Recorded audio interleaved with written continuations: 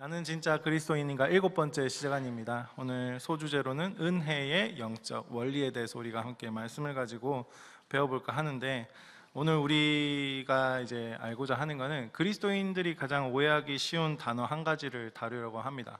그게 뭐냐면 겸손입니다. 겸손이라고 했을 때 여러분, 누군가가 여러분한테 겸손하십니까? 라고 물어보시면은 어떠십니까? 겸손하십니까? 라 그러면은 보통 나오는 대답이 어떻나요? 네, 겸손합니다. 이렇게 합니까? 잘 안 되죠. 네, 아니요. 이렇게 보통 그게 나오는 게 일반적입니다. 근데 이제 겸손이라고 하면은 흔히 어떠냐면 성품이 좋다. 뭐 예를 들어서 아니면 또 마음씨가 곱다. 부드러운 사람. 뭐 이런 것들을 이제 보통 우리가 겸손한 사람이었다라고 이렇게 생각하기 쉬운데, 뭐 자기 자랑을 하지 않는 것도 마찬가지고요. 근데 이게 겸손한 사람에게서 나타나는 현상, 증상 중에 하나이죠. 이런 것들은. 근데 그게 중요한 게 아니고, 이 현상만 가지고서는 그 사람을 겸손하다라고 이제 평가하거나 판단할 수 없다라는 겁니다. 중요한 거는 성경에서는 어떤 기준을 제시하냐면, 겸손이라는 거는 인격의 문제나 뭐 사회적인 이런 매너가 아니라 나의 영적 신분을 드러내는 겁니다. 겸손이라는 것은 이 개념을 우리가 이해하셔야 되는데, 나의 영적인 신분을 드러내는 문제가 바로 겸손입니다. 즉 겸손은 그 사람이 참된 그리스도인인가 아닌가를 가르는 증거입니다. 이게 바로 겸손이고요. 그래서 갈라디아서 5장의 성령의 열매라고 나오는 곳에서 겸손이 이 단순히 좋은 성품이 아니라 성령 역사의 결과다라고 하고 있습니다.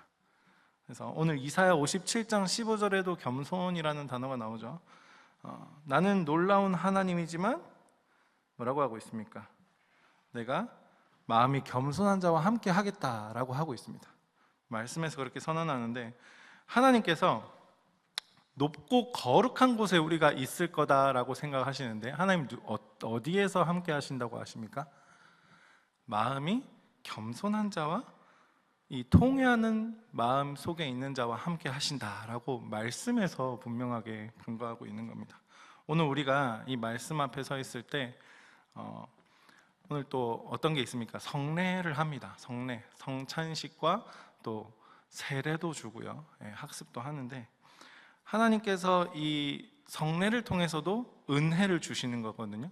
하나님께서 이 겸손하고 통회하는 자에게 주시는 은혜가 설교뿐만이 아니라, 이 설교를 이해하고 받아들이는 그 믿음뿐만이 아니라 하나님이 성례 자체를 통해서도 우리가 반응하는 것과 관계없이 일방적으로 또 부어주시는 은혜가 바로 성례라는 겁니다. 오늘 그것을 우리가 다 같이 이제 세례 받으신 분들만 성찬식에 참여할 건데, 성례라는 것도 우리가 뭘 해서 받는 그런 은혜가 아니라 하나님이, 제가 방금 뭐라고 했습니까? 일방적으로 부어주시는 거다.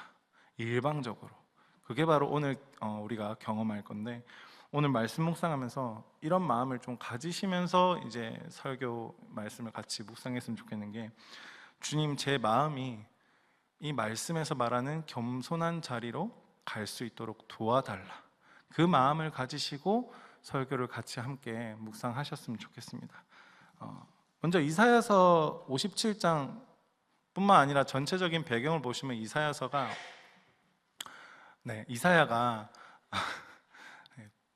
저도 추임새 되게 좋아하거든요. 어쨌든 57장에 보시면 흐름이 57장의 1절에서 13절의 내용이 뭐냐면, 교만하고 우상 숭배하는 사람들에 대해서 이야기하고 있고요. 그 다음에 이제 57장 14절에 보시면은 장벽을 치워라, 길을 닦아라, 하나님께 나오라는 초청이고, 57장 15절에 하나님이, 오늘 본문이죠, 15절에 하나님이 어떤 마음을 가진 사람들과 함께 하시는가에 대해서 선언하고 있는 겁니다. 그 다음에 이제 57장 16절에서 21절이 악인의 불평과 교만함, 그리고 이 죄로 인한 이 안식이 없다라는 걸 이야기를 하고 있고, 본문은 뭘 얘기하고 있냐? 하나님과 가까이 갈 수 있는 사람과 멀어질 수밖에 없는 사람을 극명하게 나누고 있습니다. 오늘 본문에서는. 그래서 당시 이스라엘의 영적인 현실을 우리가 생각을 해보면은 이사야 후반부가 이제 포로기 혹은 포로기 직전의 상황을 다루고 있는 거거든요. 이사야서의 후반부 부분이 이스라엘이 이제 정치적으로도 좀 어려웠는데 다음과 같은 문제, 어떤 문제에 빠져 있었냐면 자신들의 영적 상태를 모르는 겁니다. 이 당시에 이스라엘 백성들이. 첫 번째는 그거고요. 두 번째는 하나님을 아는 지식이 부족했다라는 겁니다. 하나님을 알긴 알았는데 하나님이 어떤 분이신가를 배운 적도 없고, 뭐 소문으로만 들었죠. 근데 이스라엘 이제 역사를 우리가 보면은 어떻습니까? 범죄를 저지르고 그 다음에 하나님께서 이제 징계하시고 그 다음에 어떻게 합니까? 이스라엘 백성들이 부르짖습니다. 하나님 앞에 살려달라고. 그러면 하나님 어떻게 하십니까? 사사를 보내시거나 왕을 보내시거나 선지자를 보내셔서 구원하십니다. 구원하시고 난 다음에 이스라엘 백성도 또 어떻게 합니까? 또 다시 돌아가서 범죄를 다시 저지릅니다. 그 사이클이 계속 반복이거든요. 이스라엘 백성들 보면. 제가 오늘 초등부 설교 때도 뭐라 그랬냐면 애들한테 이거 우리 똑같지 않냐? 집에서 엄마 아빠 말 안 듣고 잘못했다. 엄마 아빠한테 혼나고 그러고 나서 다시 이제 엄마 아빠한테 미안하다고 용서를 구하고 그럼 엄마 아빠가 어떻게 합니까? 용서를 해주겠죠. 살려줍니다. 밥 먹여줍니다. 물어봤어요. 너희들 중에 한 명이라도 오늘 집에서 나오지 않은 친구들이 있냐? 집에서 다 엄마 아빠 돌봄에 받고 이렇게 다 왔지 않습니까? 그런 말은 뭐냐면 말을 안 듣더라도 내쫓지 않는다는 겁니다. 하나님께서 이 구약의 모든 역사를 통해서 보여주시는 것은 하나님이 선택한 백성은 절대 하나님 내버려 두시지 않는다. 버리시지 않는다. 끝까지 붙잡고 가신다. 거기서 이제 클라이막스가 어디서 탁 나옵니까? 이제 신약이 들어와서 예수 그리스도를 통해서 하나님께서 모든 것을 해결해 주셨다. 이게 우리가 믿는 복음이죠. 이스라엘 영적 현실은 아직까지 돌이키지 못했다라는 겁니다. 이제 징계를 받아 마땅한 상태. 그래서 징계받기 직전의 상태가 바로 오늘 본문의 상태인데 이 하나님을 아는 지식이 부족하니까 하나님을 전혀 모르니까 교만하고 거기에 뭘 하냐면 우상 숭배를 합니다. 우상 숭배를 하고 그래서 결과적으로는 어떻게 되냐? 하나님과 이미 단절됐지만 하나님이 또 사람을 보내주시고 말씀을 전하게 해주셔도 다시 또 단절이 되는 겁니다. 계속 사이클이 반복이죠.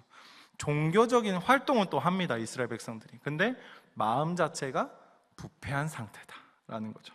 그래서 하나님을 믿으면서도 어떠냐면 마음은 고집스럽고 이들의 상태가 자기 중심적인 상태다라는 거죠.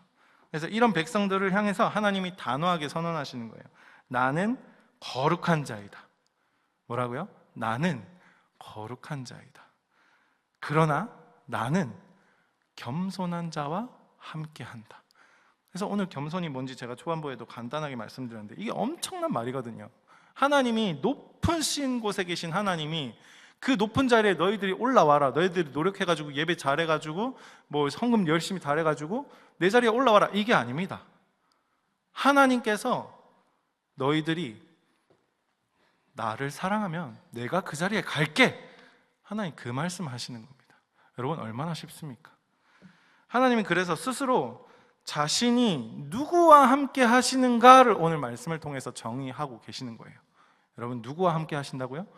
통회하고 겸손한 마음이 있는 자. 그래서 본론 들어가면 오늘 본문에서 말하는 겸손이 뭔가? 본문에서의 겸손은 성격상의 이런 점잖음 그런 개념이 아닙니다. 뭐냐면 성경에서 겸손이 이렇게 정의됩니다. 하나님 앞에서 자신이 어떤 존재인지 인정하는 마음의 상태입니다. 그게 겸손입니다. 이 겸손이라는 것은 세상적인 겸손을 말하는 게 아니면 인간의 그런 예절의 문제가 아니라 그 사람이 참된 신자인지 아닌지를 판단하는 이 영적인 신분의 문제다. 이것이 바로 겸손이라는 겁니다. 그래서 교만한 사람 특징은 어떠냐면 모르는 거예요. 교만한 줄 본인이. 중요한 건 자기가 뭘 모르는지도 모르고요. 자기가 죄인이라는 것도 모르고요. 자기가 하나님의 은혜가 필요한 존재다라는 사실도 모르는 상태입니다. 그러면은 뭐 말이 들어가겠습니까? 안 들어가죠. 하나님이 선택을 하셨잖아요. 그러면 하나님이 끌고 가십니다. 사람이 할 수 없습니다. 하나님이 여러 가지 상황을 허락하시죠. 환경을 허락하십니다. 그래서 성경은 뭐냐면 교만한 자에게 은혜를 주지 않으신다. 이 야고보서 4장 6절에 나와 있거든요. 그럼 여러분 은혜 받고 있습니까? 여러분의 상황이 하나님의 은혜임을 인정하십니까? 그러면 여러분 겸손한 겁니다. 여기서 겸손, 교만이라 했을 때 겸손, 교만 이렇게 어떤 단어에 이렇게 반응하거나 마음이 이렇게 기분 나쁘거나 좋고 이거에 중심을 잡지 마시고요. 말씀이 무엇을 얘기하고 있는지에 집중했으면 좋겠습니다. 그래서 겸손한가 교만한가라는 것은 그 사람의 영적인 자각이 있느냐 없느냐를 말하는 거예요. 내가 영적인 자각이 있는가 없는가, 그게 바로 교만한가 겸손한가, 이 질문을 하는 겁니다. 그래서 두 번째 보시면, 두 번째 저밖에 못 보겠네요. 두 번째는 뭐냐면 하나님을 아는 지식과 겸손에 대해서 이야기를 할 겁니다. 하나님 아는 지식과 겸손. 이 겸손이라는 게 그리스도인과 비그리스도인을 가를 만큼 중요한 건가? 겸손이라는 이 문구가 그 엄청 중요한 건데, 이유는 뭐냐면 겸손이라는 것은 하나님을 알 때 비로소 생기는 거예요. 그러니까 하나님을 모르는 상태는 겸손 자체가 성립이 안 되는 거예요. 그러니까 내가 겸손이라는 것에 대해서 우리가 알기 위해서는 먼저 전제가 하나님을 알 때 비로소 알 수 있고, 그래서 본문은 하나님이 이렇게 정의합니다. 오늘 본문에서 지극히 높으신 자, 그렇죠? 영원히 거하시는 자, 거룩하다 이름하는 이. 이걸 한 문장으로 정리를 하면 어떤 얘기냐면, 하나님은 오직 하나님만이 가지신 절대성, 이 하나님만이 가진 거룩이라는 것도 어디에게만 해당하냐면은 하나님에게만 거룩에 해당되는 거예요. 그러니까 우리가 어떻게 거룩해질 수 있습니까? 거룩으로 어떻게 나아갈 수 있습니까? 하나님에게 나아갈 때만 비로소 거룩으로 나아갈 수 있다. 하나님과 함께 할 때만 비로소 우리가 어떻게 됩니까? 거룩한 사람으로서 칭함 받았고, 그렇게 삶을 살아갈 수 있는 능력도 누가 주시는 겁니까? 하나님께서 주시는 거다라는 거죠. 이제 솔로몬이 역대하 6장에서 뭐라고 기도했냐면, 성전을 다 완공하잖아요. 솔로몬이 성전, 아빠 다윗이 이제 성전 짓고 싶었는데 하나님이 다윗에게 허락하지 않으시고 솔로몬에게 허락해가지고 완공을 탁 하잖아요. 그러고 난 다음에 솔로몬이 이 커다란 이 위대한 성전을 보고 하나님 앞에 뭐라고 기도하냐면, 하늘과 하늘들의 하늘이라도 주를 용납하지 못하겠거든. 하물며 내가 건축한 이 성전이리이까. 자, 제가 방금 한글로 말했습니다. 이해가 되십니까? 이게. 자, 다시 읽어드리겠습니다. 하늘과 하늘들의 하늘이라도 주를 용납하지 못하겠거든. 하물며 내가 건축한 이 성전이오리이까.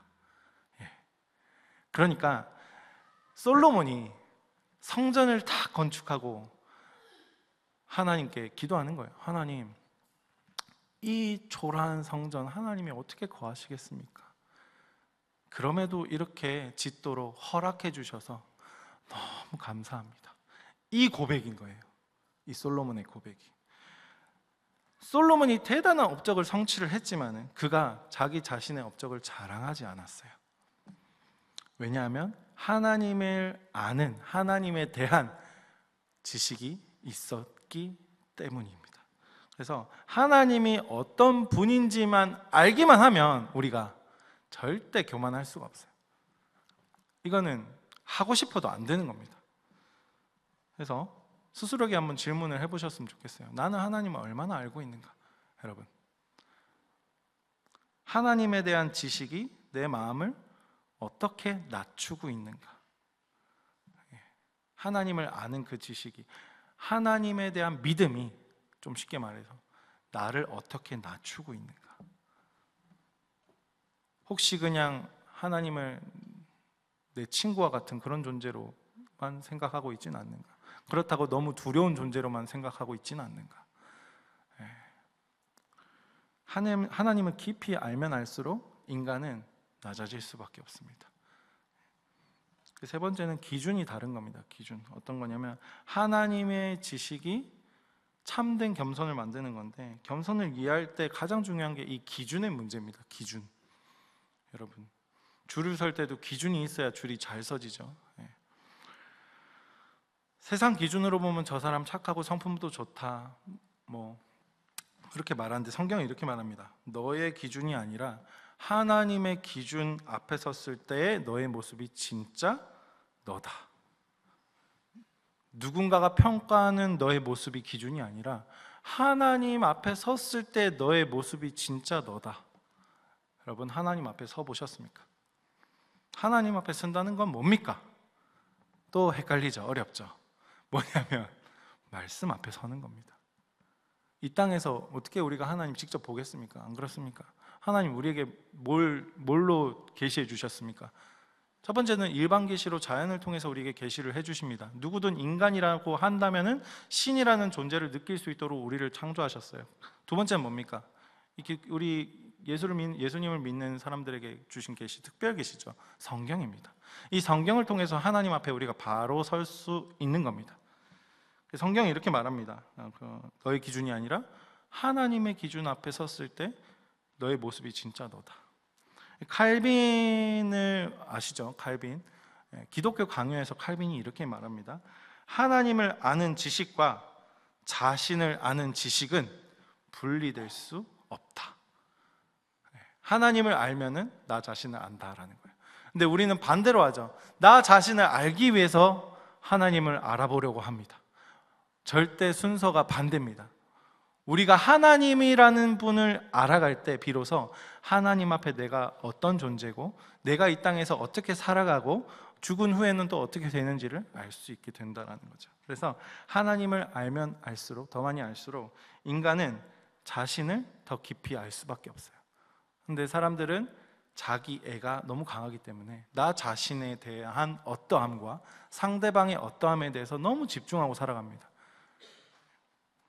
근데 하나님을 더 많이 알면 알수록 우리는 겸손으로 이끌어져 간다. 조나단 에드워즈라는 사람이 영적 이 교만에 대해서 또 이렇게 표현을 합니다. 영적 교만의 확실한 표지는 자신이 겸손하다고 높이 평가하는 거다. 근데 여기에 이제 이렇게 자신을 겸손하다고 생각하는 분은 단 한 명도 없을 것 같습니다. 정말 겸손한 사람은 뭐냐면 자신이 겸손하다고 느끼지 못하는 겁니다. 하나님 앞에 서면, 주님 앞에 서면은 우리는 한없이 작아집니다. 이거 갑자기 노래 가사도 생각나는데요. 어쨌든 자신의 기준이 내가 됐을 때는 나 자신의 어떠함이 굉장히 중요한데, 나 자신의 기준이 하나님 앞에 딱 서는 순간 뭐가 중요해지냐면 하나님이 중요해집니다. 사람이 보는 나에 대한 것은 중요하지 않습니다. 하나님이 나를 어떻게 보는가, 그것에 집중할 때, 여러분 제가 또 질문을 한번 해드릴게요. 부당한 말을 들었을 때 나는 누구를 바라보고 있습니까? 여러분이 어느 공동체에서나 어디선가 부당한 말을 들었을 때 여러분 뭐에 집중하십니까? 그럼 내가 어디에 기준이 있는지가 바로 탄로납니다. 억울한 상황에서 내 마음의 중심이 어디를 향해 있습니까? 억울한 상황에서 나에게 집중되어서 나의 어떠함을 어필하려고 한다는 것은 그것은 나에게 집중되어 있는 거고요. 억울한 상황 속에서 우리가 과연 누구를 바라보는가? 굉장히 중요한 질문입니다. 이것은 겸손한 사람은 나 자신이나 그 사람의 어떠함을 보지 않고 하나님을 봅니다. 하나님께 묻습니다. 근데 이 겸손이란 게 어려운 게 아니라 이 구원받은 신자의 기본입니다. 네 번째, 자기 자신을 잃어버리는 것에 대해서 이야기를 말씀을 드릴 건데, 겸손의 핵심은 뭐냐면 자기 자신을 잊어버리는 겁니다. 잃어버리는 게 아니라 잊어버리는 겁니다. 나 자신을 잊어버리는 거라고요. 한마디로 뭐냐면 자기 부인이에요. 이 자기 부인 말이 어려우니까 제가 이렇게 표현을 하는 거예요. 자기 자신을 잊어버리는 거. 사람이 이 자기 중심성을 내려놓기 어려운 이유 중에 하나가 뭐냐면 내가 나를 지켜야 한다라는 강박 때문이에요. 여러분, 스스로 잘 지켜보려고 애써 보십시오. 됩니까? 된다고 느끼는 것뿐입니다. 몇 번. 살아가면서 더 큰 일들 많이 만납니다. 근데 하나님 아는 사람이 이렇게 고백합니다. 주님이 나를 지키신다. 자, 모세가 하나님과 대화하는 산에서 모세 얼굴에서 어떻게 됐습니까? 광채가 났죠. 근데 모세가 스스로 얼굴이 광채 나는 줄 알았습니까? 몰랐다라는 거예요. 우리도 나 자신에게 집중하면은 절대 나 자신이라는 한계에 갇혀서 절대로 하나님의 영광을, 광채를 드러낼 수가 없습니다. 모세가 얼굴에서 광채가 났던 거는 그가 자신이 아니라 하나님을 바라보고 있었기 때문인 거예요. 우리는 누구를 바라보고 있습니까? 나 자신에게 집중하면은 나 자신에게 갇혀버려요, 여러분. 그리고 그게 나 자신을 판단하는 것이고 자기 자신을 의식하는 거라고요. 그래서 자기 자신을 지나치게 의식하는 것을 좀 벗어나서 하나님께 집중할 때 제가 말씀드리는 그 자유인 있잖아요. 참 자유를 얻게 되는 게 바로 그 자유인 거예요. 바울도 이렇게 고백합니다. 고린도전서 4장 3절에서 4절에서 나는 나를 판단하지 않는다라고 바울이 그렇게 고백합니다. 왜 이런 고백이 가능하냐면 바울은 자신의 자아가 하나님 앞에서 부서졌기 때문이에요. 자아가 자신의 평가 기준이 어디에 있었냐면 하나님에 있었기 때문이에요. 이렇게 자기 자신을 잊어버릴 때야 비로소 복음이 우리에게 복음이 된다라는 겁니다. 여기서 이제 예수님이 말씀하신 것 중에 팔복 있죠. 팔복. 심령이 가난한 자, 심의 온의 극마화 있는데 예수님의 팔복이 이거는 이제 방금 말한 거는 신학 시험 칠 때 외워야 되는 거예요. 어쨌든 팔복이 이사야 이 57장 15절에 신약의 주석으로 이렇게 표현될 수 있는 거예요. 예수님이 심령이 가난한 자에게 뭘 주신다고 했습니까?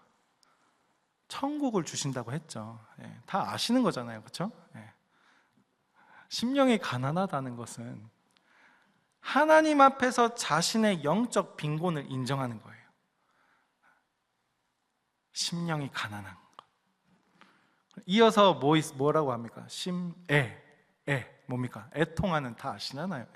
애통하는 자에게 위로가 있다고 하십니다. 애통하는 자. 왜 애통합니까? 왜? 죄를 인식하기 때문이에요. 나의 죄를 인식할 때 애통하는 겁니다. 누군가에 위해서 애통한 그런 게 아니라 나 자신의 죄를 내가 인식할 때, 그러니까 죄를 아는 사람만 어떻습니까? 하나님 앞에 은혜를 구하는 거죠.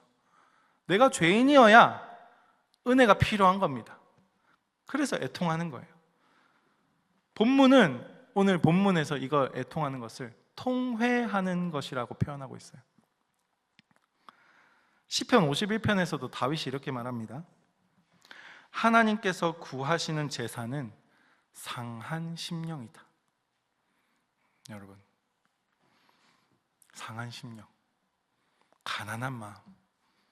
자, 예수님이 살아계실 당시에 예수님이 칭찬한 여인이 한 명 있어요. 예수님이 가나안 이 두로시돈 지방에서 사역하실 때 예수님의 옷자락을 붙잡고 예수님이 개에게나 주지 이러는 말을 할 때 그 여인이 뭐라고 했습니까? 그거라도 주십시오. 얼마나 간절한 마음입니까? 주님이 뭐라고 했습니까? 그 여인한테 네 믿음이 크도다. 하나님이 말씀하신 거예요. 네 믿음이 크도다. 자, 여러분, 하나님이 믿음을 주신 게 맞죠. 근데 그 여인, 예수님이 하나님이잖아요. 예수님이 뭐라고 했다고요? 네 믿음이 크도다. 믿음은 어떤 태도에서 드러나냐면 자기 자신을 내려놓고 주님께 집중하는 그 태도로부터 믿음이 드러나는 거예요. 나 자신을 내려놓고 자기 비움에서 오는 그 간절함이 믿음으로 가는 거예요. 혼자 살 때는 잘 모르겠더라고요. 자기 자신을 비운다는 거. 자꾸 이제 교회에서 열심히 신앙생활 하는 것처럼 이렇게 저도 착각을 많이 했는데, 교회에서 뭔가 열심히 하고 해내면, 역할을 잘하면, 기능을 잘하면 내가 신앙이 좋다고 착각했어요. 집에 가서는 또 이중생활 하는데 본인 인지 잘 못합니다. 또 가서 이제 은혜가 필요하다 생각하고 또 교회 갑니다. 근데 여러분, 결혼을 하면요, 현실이거든요. 24시간이에요. 뭐 24시간까지는 아니죠. 직장을 다니니까. 내 꼬라지를 상대방이 가장 잘 알아요. 근데 뭐 그래요. 뭐 가면 쓰고 서로 가면 쓰고 있으면 또 할 말 없지만은, 이게 이제 진짜 서로를 사랑하고 뭐 사랑하는 마음이 뭐 우리가 완벽하겠습니까? 왜곡돼 가지고 이제 서로를 바라볼 때 자기 자신의 잣대로 기준으로 다 판단한단 말이에요. 근데 그 말이 우리는 각자 어떻게 들어야 되는, 서로에게 순종한다라고 성경에서 말하거든요. 그러니까 그 상대방의 말을 우리는 각자 하나님의 말씀으로 들을 줄 알아야 되는데, 여러분 되답니까? 여기 결혼하신 분 몇 분 계신데 되답니까? 네, 안 되죠. 안 되잖아요.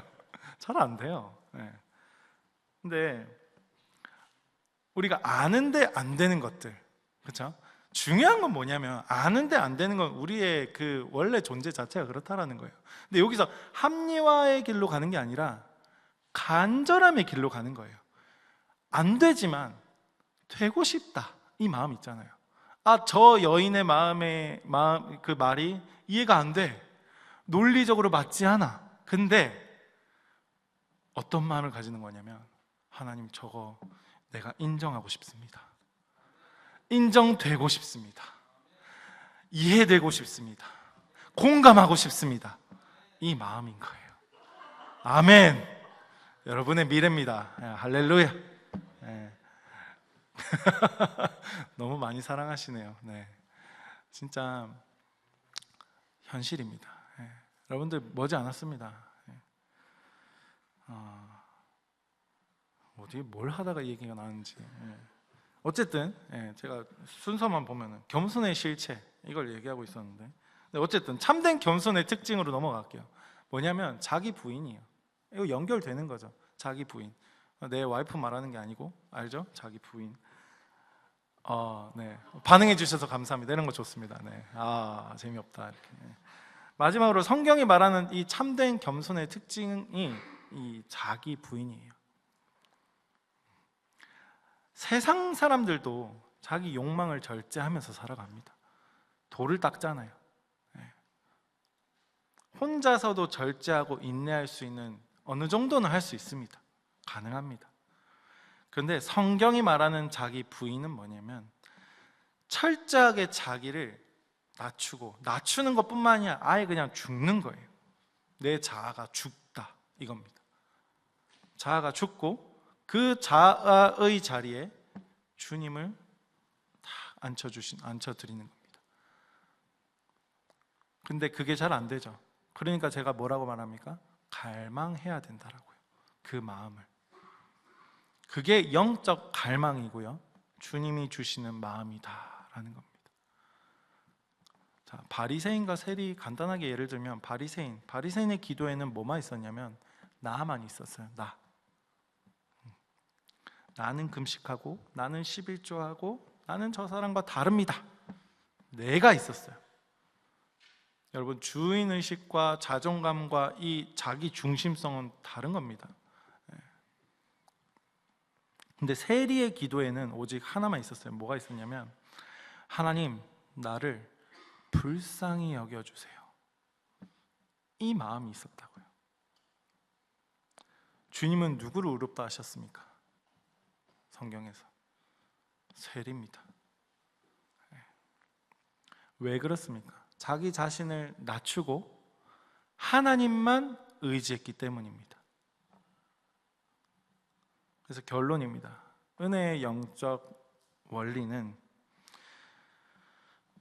저는 겸손하지 못합니다. 그래서 주님이 필요합니다. 이 고백을 하는 사람입니다.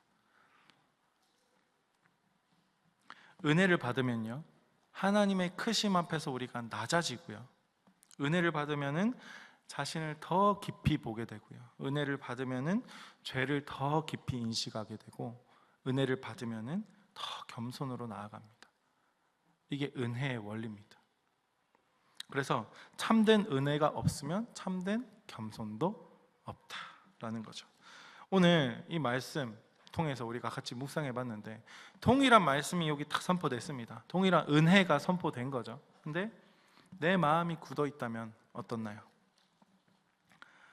하나님이 주시는 이 은혜가 복이 아니라 여러분의 생각을 더 막는 저주가 되는 거예요.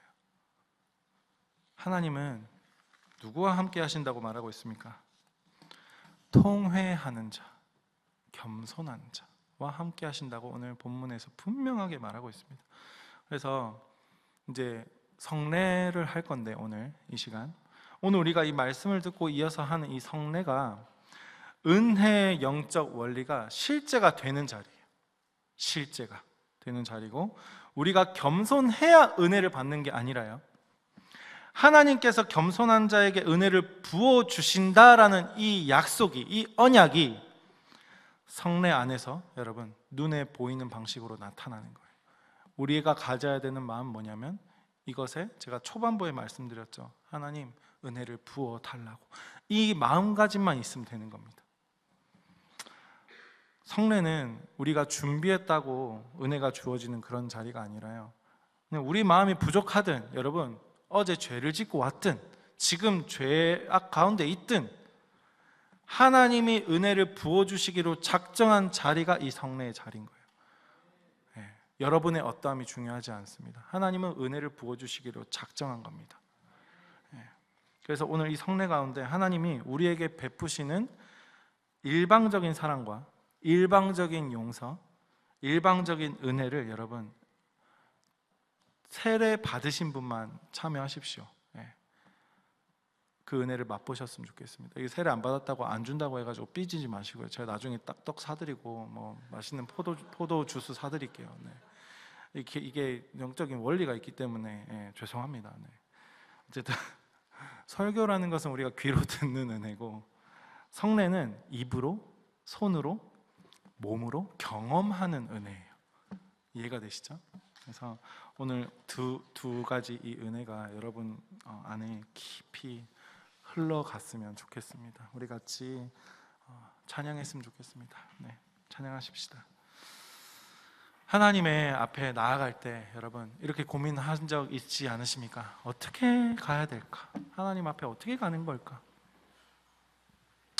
우리가 붙잡아야 되는 거는 오늘 이 말씀입니다.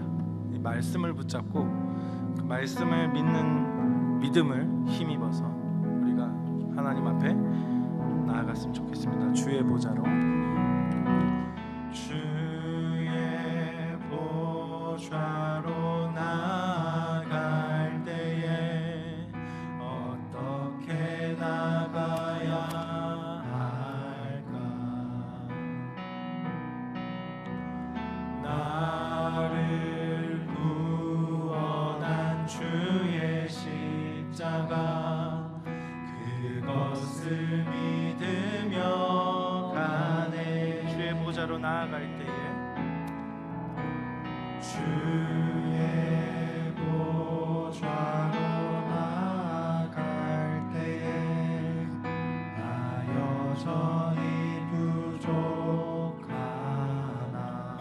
나를 품으신, 나를 품으신 주의 그 사랑, 그것을 믿으며 가네. 자격 없는 내 힘이 아니 자격 없는 내 힘이 아니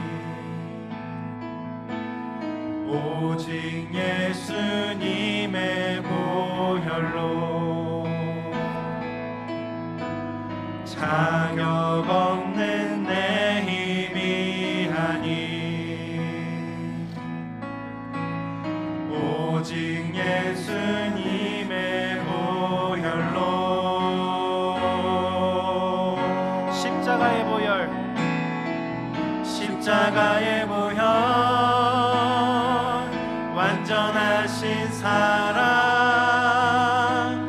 힘입어 나갑니다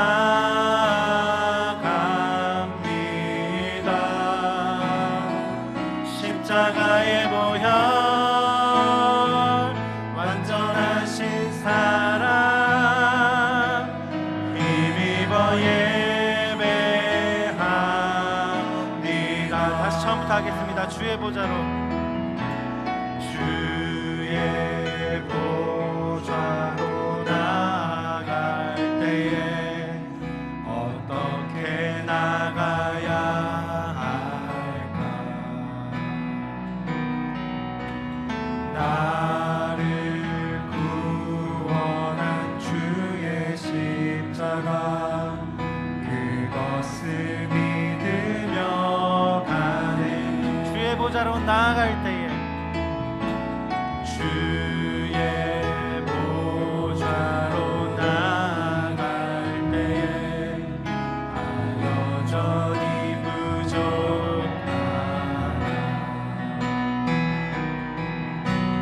나를 부르신 주의 그 사랑 그것을 믿으며 가네 자격 없는 내 힘이 아니 자격 없는 내 힘이 아니 오직 예수님의 보혈로 자격 없는 내 힘이 아니 오직 예수님의 보혈로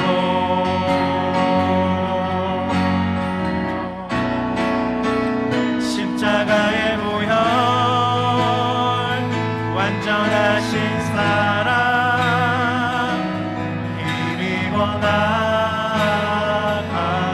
나갑니다 십자가의 보혈 완전하신 사랑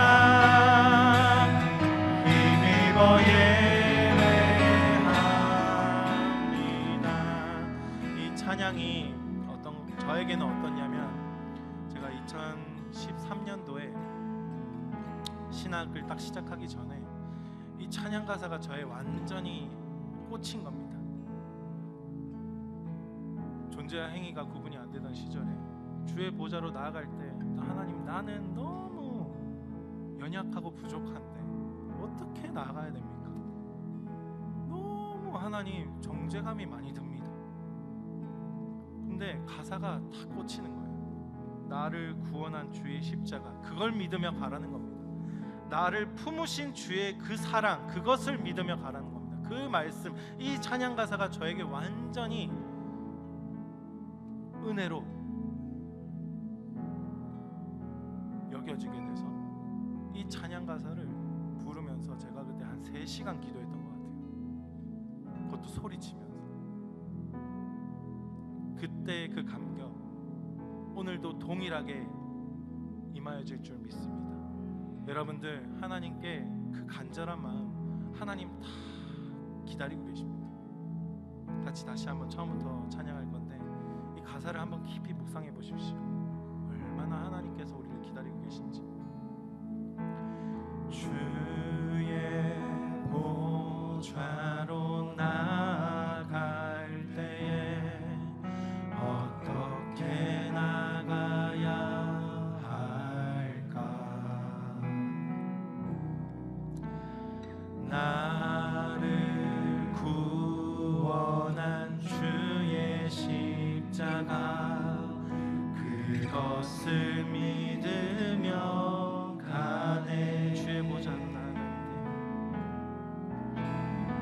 주의 보좌로 나아갈 때에 나 여전히 부족하다.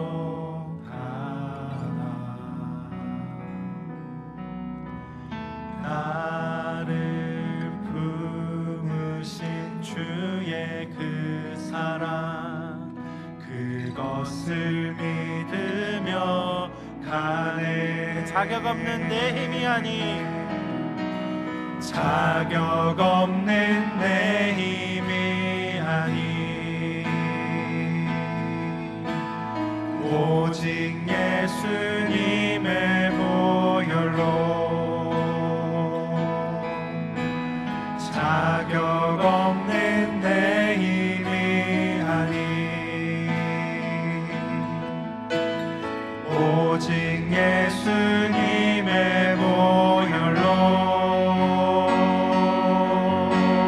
십자가의 보혈, 십자가의 보혈,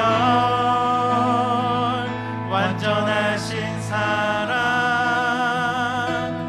힘입어 나갑니다.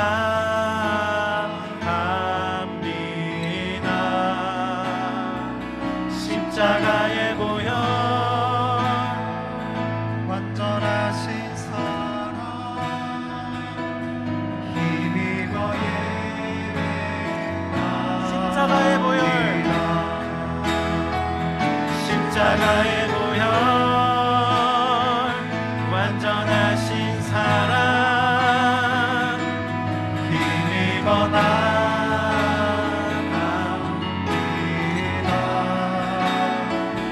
십자가의 보혈, 완전하신 사랑 힘입어 예배합니다. 하나님 앞에 설 때에 하나님께서 절대 우리를 정죄하지 않으십니다. 근데 우리는 우리 마음 가운데에서는 이런 마음이 들 수도 있습니다. 하나님이 찾으시는 사람이 없구나. 그러나 우리가 이렇게 고백할 수 있습니다. 주님이 찾으시는 그 사람 내가 되길 원합니다.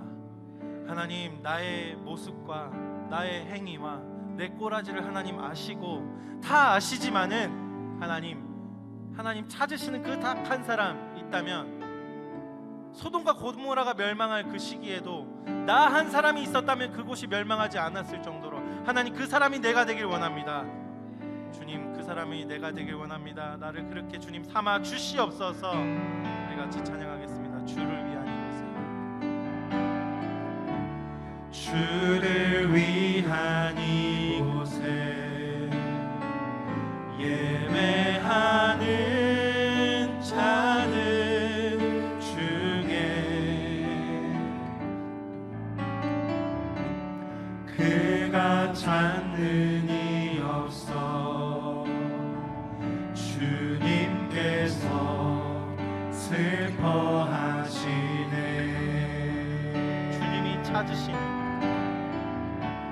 주님이 찾으시는 그 한 사람, 그 예배자, 내가 그 사람 되기 간절히 주께 예배하네. 주 은혜로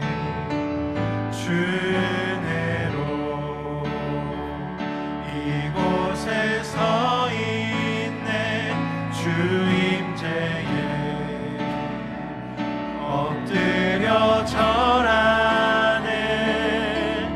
그 어느 것도 난 필요 없네. 주님만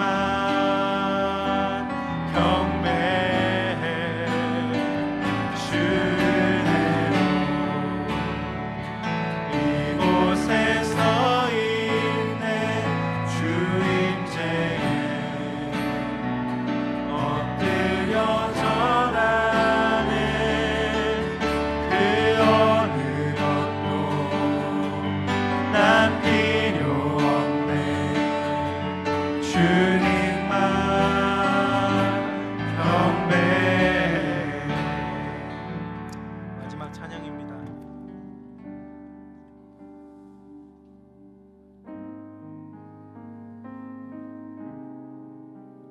우리의 영혼을 하나님이 아시고 우리의 육체와 영혼을 하나님이 지으신 줄 믿습니다. 그 영혼의 깊은 데서 맑은 가락이 울려납니다. 우리가 하는 이 찬양들이 하나님이 가장 기뻐하시는 기도의 내용인 줄 믿습니다. 같이 찬양하겠습니다. 내 영혼의 그 깊은 데서 맑은 가락이 울려나네.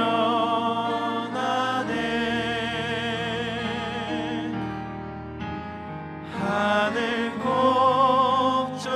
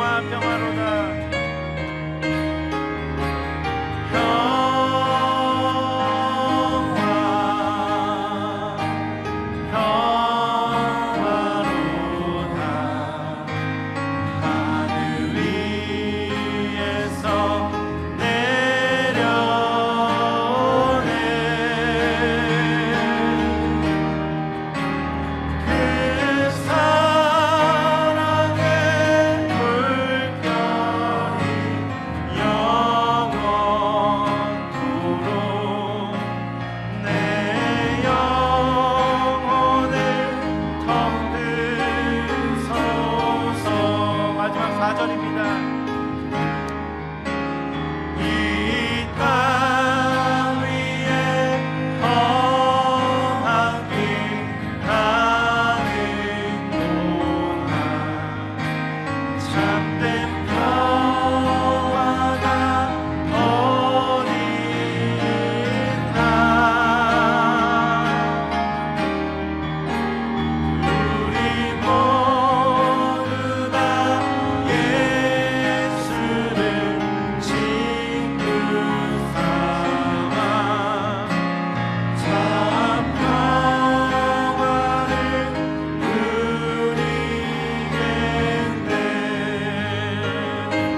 평화로다. 우리 두 손 벌리고 하겠습니다.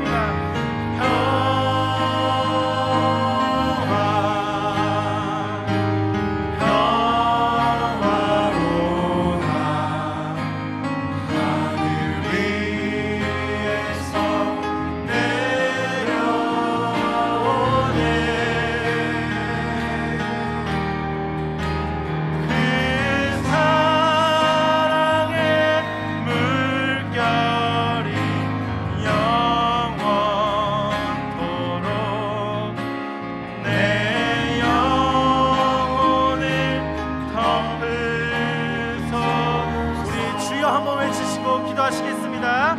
주여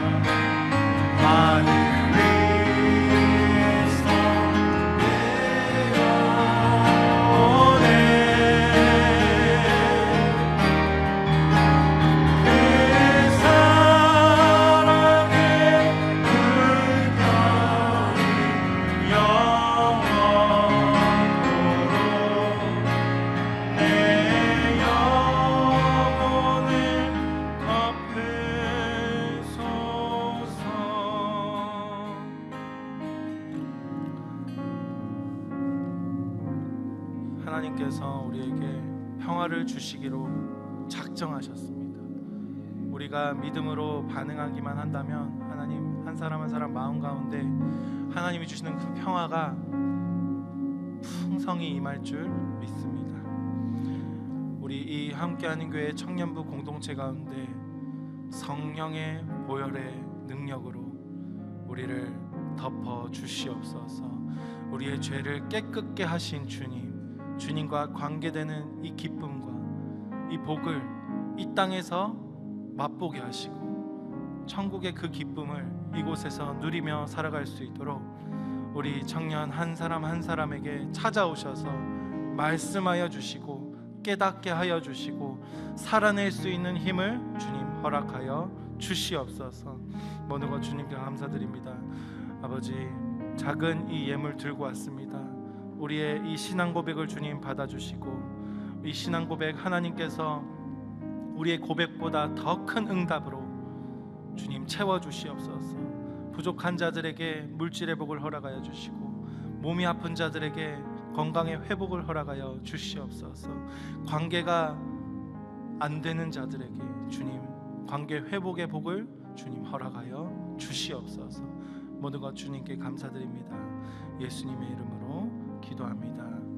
지금은 우리 주 예수 그리스도의 은혜와 하나님 아버지의 놀라우신 사랑과 성령의 교통하심과 충만하심이 오늘도 이 말씀 가운데 은혜 받기를 원하고 성례 가운데 은혜 받은 청년부 머리 위에 지금으로부터 영원토록 항상 함께 있을지어다. 아멘.